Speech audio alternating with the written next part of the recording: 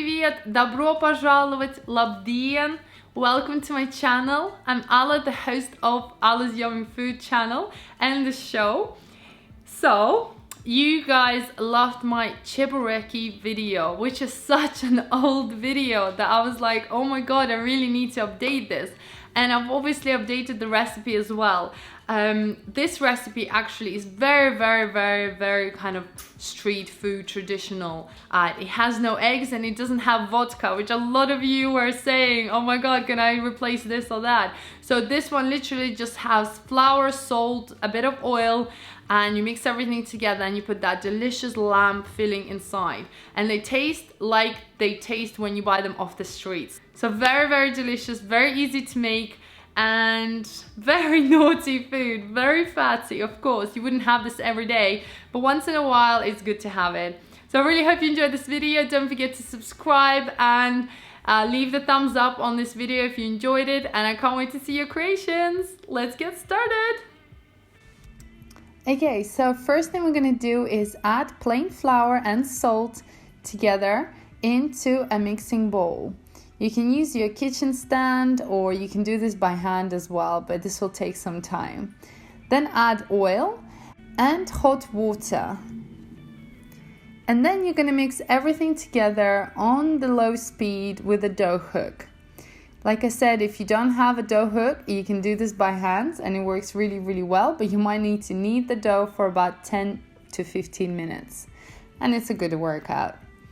So once your dough starts to come together, you just want to move the edges and make sure that everything is incorporated.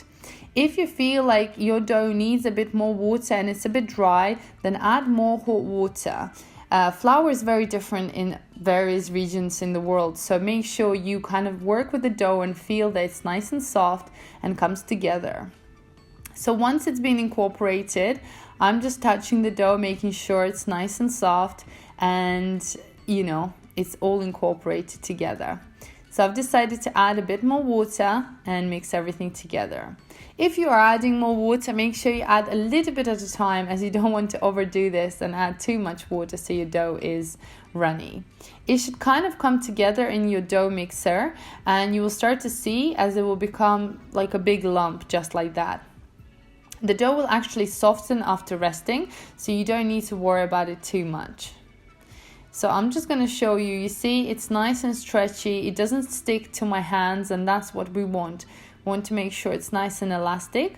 So just knead it on the counter for a few more minutes. You might need to add a bit of flour so it doesn't stick to your counter. In my case, it didn't really stick right now because it was still really warm. And just make sure it's nice and soft. So once you have finished kneading the dough, you want to actually place this into a plastic container.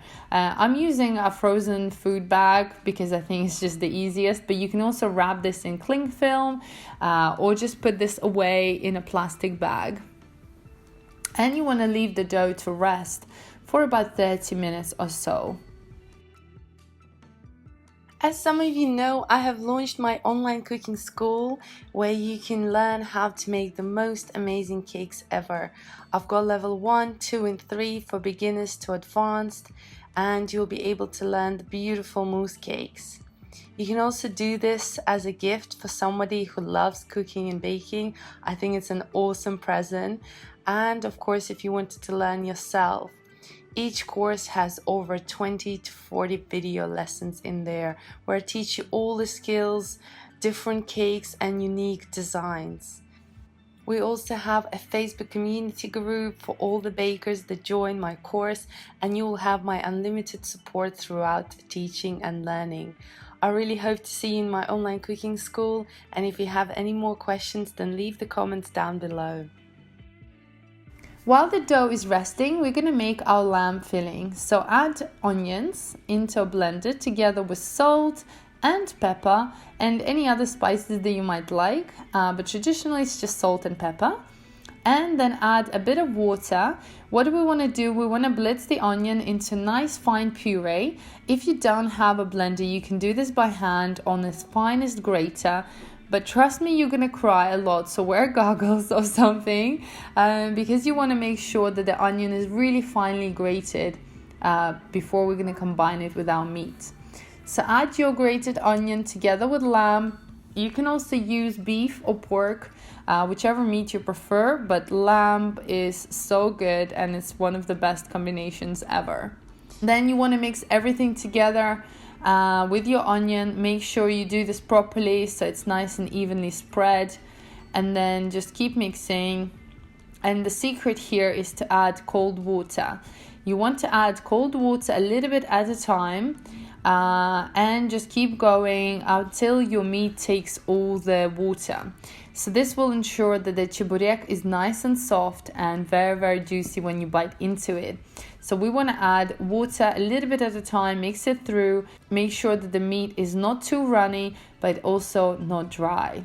So a good test is just to kind of see that the color changes and it's very, very soft to the touch. So this is perfect.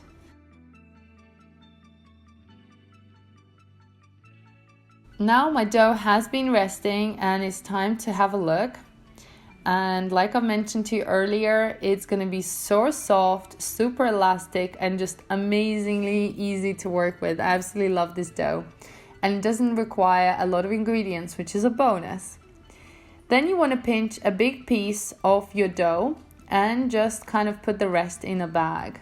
Stretch it out with your hands and then just roll it out on a counter with a rolling pin into sort of a nice round shape. The dough should be quite thin when you roll it out because we want a nice thin dough and a lot of meat filling. So that's how it's done. And I'm using 16 centimeter ring, which is 6 inches.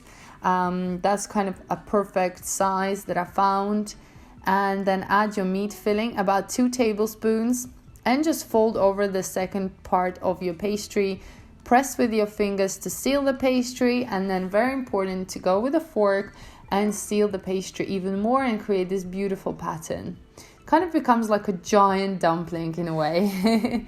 So just seal it from all the sides, and then you want to repeat the process with the rest of your chebureki.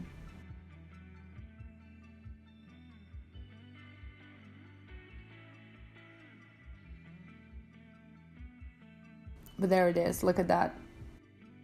It's very easy to roll these out and it takes literally a few minutes per cheburek to do it. They're also very freezable, which I find very, very amazing, as if you don't eat them all, which trust me, you probably will, you can freeze some for the later.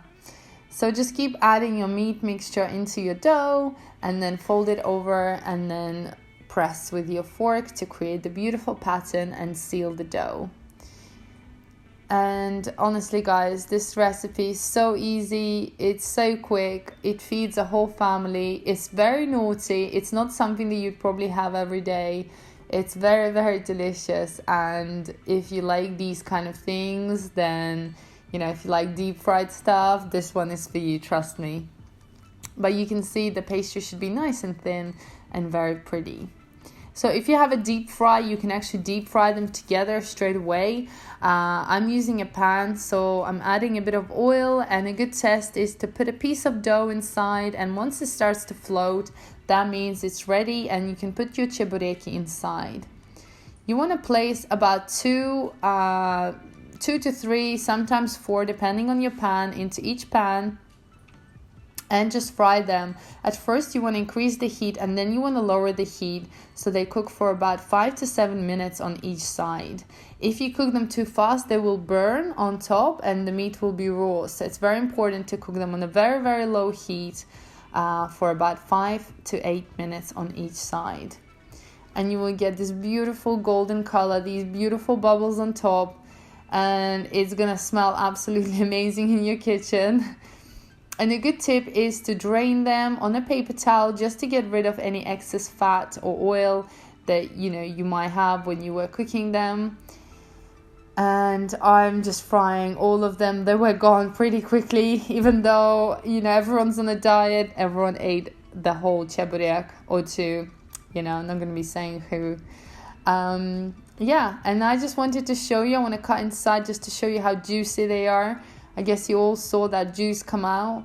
Just look how thin the pastry is, all of that meaty filling, absolutely delicious, crunchy, crispy, juicy, meaty. It's a dream, guys. I really hope you make this recipe. Thank you so much for watching.